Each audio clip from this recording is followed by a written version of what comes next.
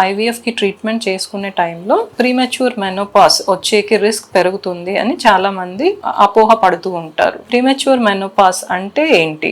నార్మల్గా ఆడవారిలో అండాశయంలో అండం సంఖ్య అనేది బై బర్త్ పుట్టినప్పుడు ఎన్ని అండం ఉండాలి అనేది ఏర్పడిపోతాయి. సో ఏజ్ పెరుగుతా పోయే కొద్దీ దాంట్లో అండం సంఖ్య తగ్గుతా పోయేసి దగ్గర 45 ఆ ఏజ్ రీచ్ అయ్యే టైంకి ఎగ్స్ కంప్లీట్గా తగ్గిపోయి ఆ తర్వాత పీరియడ్స్ ఆగిపోయే ఏజ్ ఉంటుంది. సో కొంతమందిలో ఈ పీరియడ్స్ ఆగిపోవడం అనేది 40 ఇయర్స్కి లోపల జరగచ్చు. సో ఇది యూజువల్లీ జెనెటికలీ డిటర్మిన్డ్ ఉంటుంది, అంటే జన్యుపరంగా వచ్చేది ఉంటుంది. ఏర్పడే అండం సంఖ్య కొద్దిగా తక్కువ ఉన్న వాళ్ళలో కొద్దిగా త్వరగా మనకి పీరియడ్స్ ఆగిపోయేదానికి రిస్క్ ఉంటుంది. దీనికి మన ఐవీఎఫ్ ట్రీట్మెంట్కి సంబంధం ఏమీ ఉండదు. సో ఐవీఎఫ్లో యూజువల్లీ మనం నార్మల్గా ఎన్ని ఎగ్స్ అయితే పెరగడానికి రెడీ అవుతాయో అవి అన్ని పెరిగి దాని నుంచి మనం ఎంబ్రియో రెడీ చేసుకునేటట్లుగా మనం ఇంజెక్షన్స్ ఇస్తాము.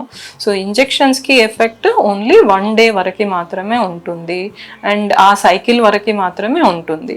ఇంజెక్షన్స్ కంప్లీట్ అయిపోయిన తర్వాత ఆ మంత్ తర్వాత దాని ఎఫెక్ట్ అనేది బాడీలో ఉండదు.